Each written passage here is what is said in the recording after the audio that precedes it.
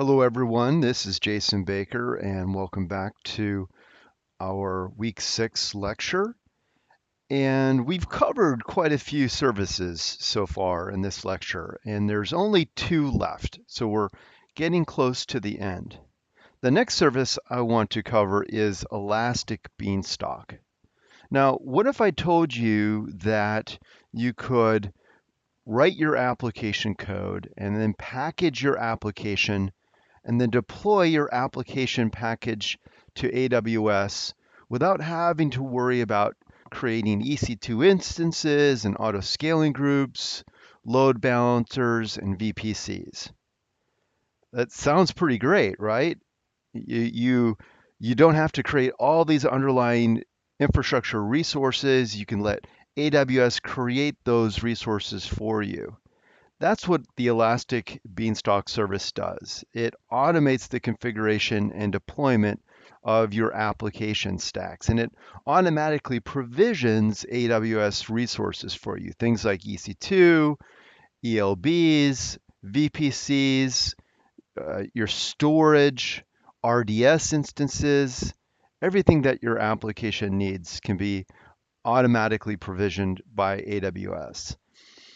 The beauty of this is that it's really designed for application developers. Your your typical application developer doesn't really understand infrastructure all that well, or at least they don't want to be distracted by having to manage the infrastructure for the application. They just want to write application code.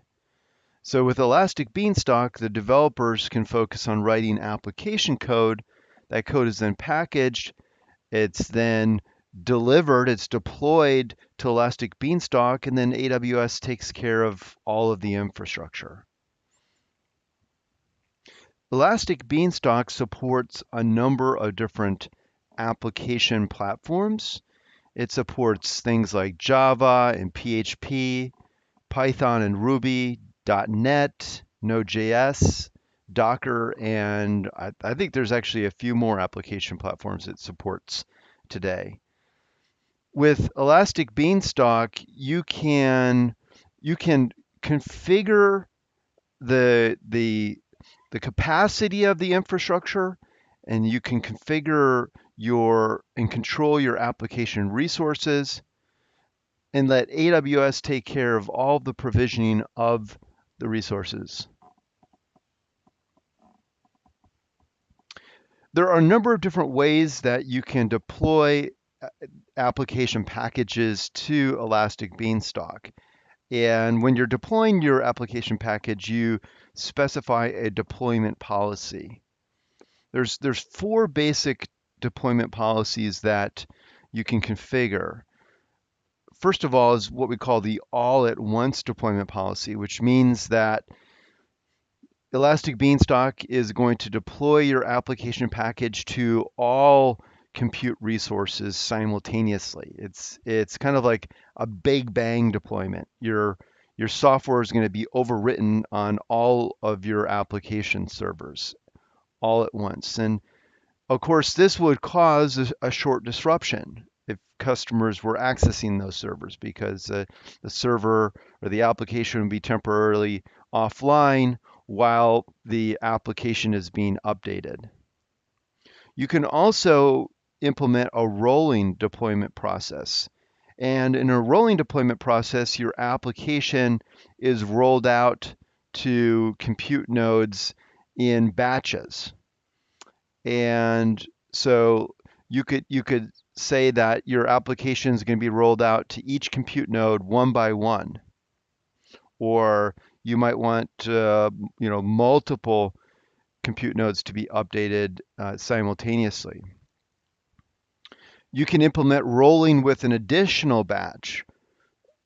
So when you're performing a rolling update, let's say you have 5 servers and you begin a rolling update and you want to update, let's say, 2 servers at a time. When you do that update, then 2 servers are taken offline out of the pool of 5 servers for updating. And you're left with 3 active servers supporting your platform.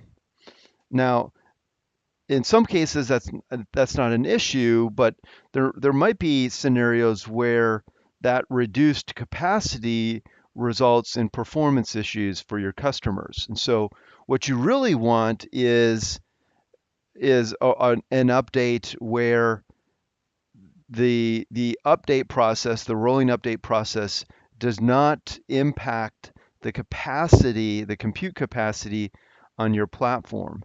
And that's what the rolling the rolling update with additional batch deployment policy does.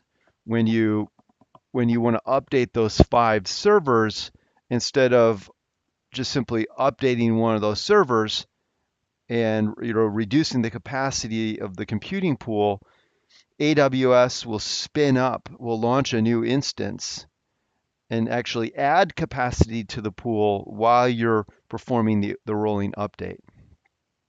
And then finally, the Elastic Beanstalk service supports an immutable deployment policy, which means that instead of updating the existing compute instances that are running your application, Elastic Beanstalk will spin up an entirely new set of instances and then allow you to switch over to the new version of your application running on a new set of instances. We sometimes call this immutable deployment policy a blue-green deployment. Okay, let's take a look at Elastic Beanstalk, and I'll show you a little bit of how it works.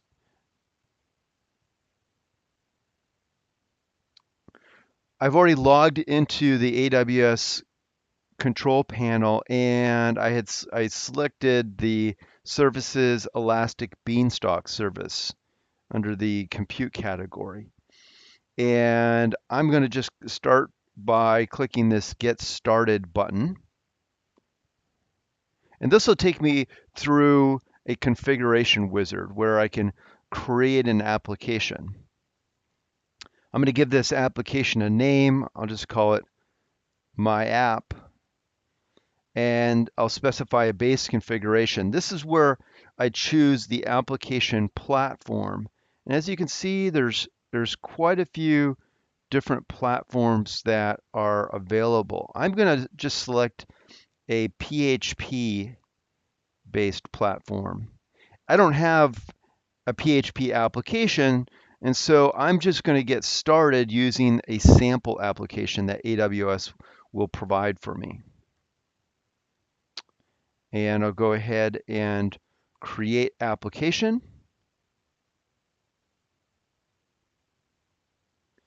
And at this point, Elastic Beanstalk is creating my environment. Now,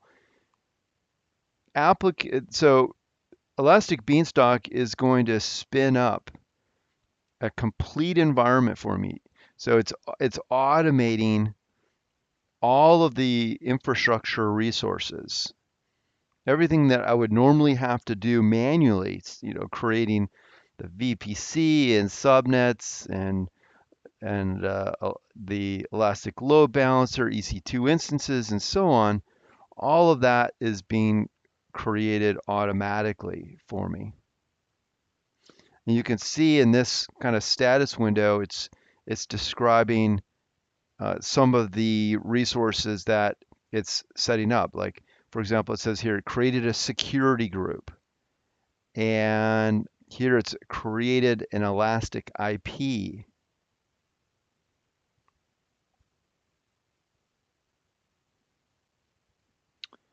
If I go, I'm going to open up the EC2 console in a different tab here. Let's go see if it's started spinning up any instances yet. Sure, so here's a new instance that's spun up called myapp-env. This is a new EC2 instance that it's created to host the PHP application. So you can see all the different resources that Elastic Beanstalk is setting up. And these are resources that you could create yourself manually. But in this case, you're letting AWS and the Elastic Beanstalk service do all of the work.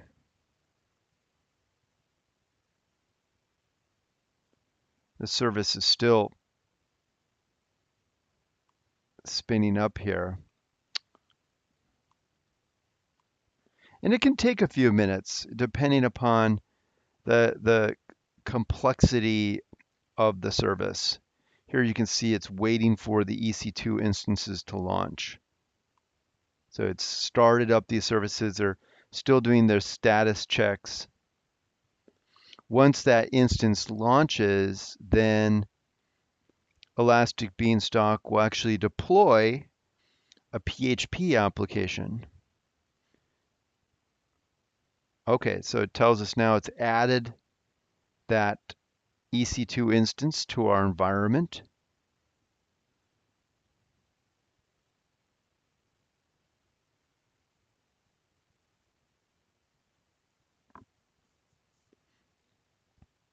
I know of organizations that use Elastic Beanstalk for the majority of their application deployments. They let Elastic Beanstalk create all of the infrastructure resources for them, and their development teams just focus on writing applications. And as you'll see here shortly, you can kind of control and configure the the infrastructure resources to a certain degree. And you can create fairly sophisticated environments using Elastic Beanstalk. It's not a service that will support every application platform. If you have application platforms that are very complex, then those apps might not be suitable for Elastic Beanstalk. But I, my sense is that Beanstalk would support a majority of application environments.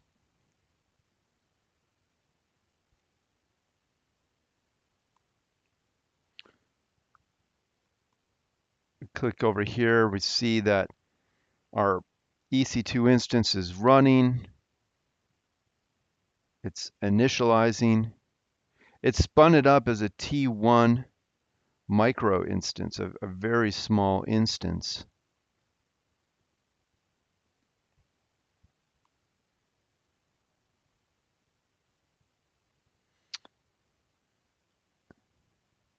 It tells us that our environment health has transitioned from pending to OK.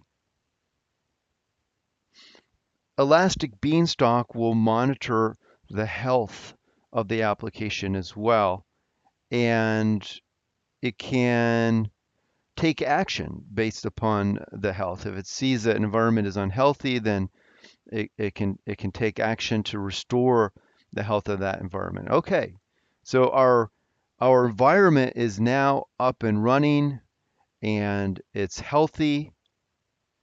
It's running our sample application, which is a PHP application. See, it says it's running PHP 7.1. If I didn't like this configuration, then I could click on change, and I could actually change it to, this one doesn't give me that many options, but um, some of the platforms I could change to, different versions of the application platform.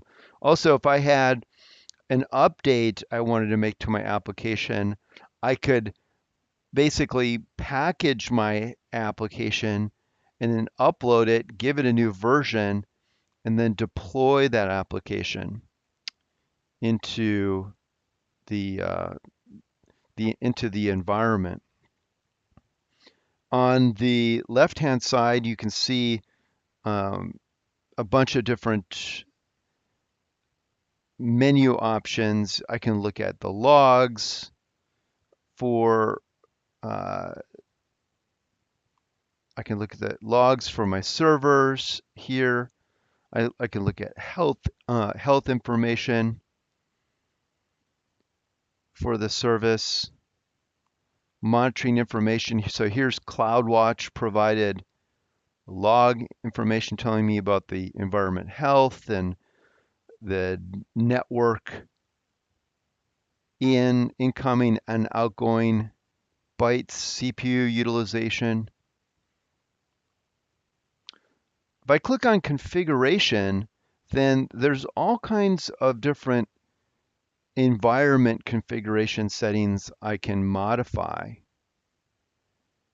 For example, I can modify the actual software platform, and these are sort of OS environment variables that I can set. Some of these values will impact the application platform.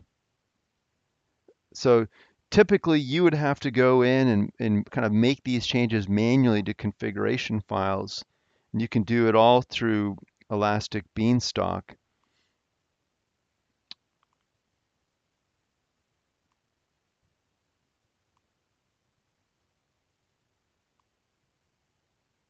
I'm going to go back to configuration here. I can look at instances. I can modify the instances, so I can modify the size of the instances, the AMI used.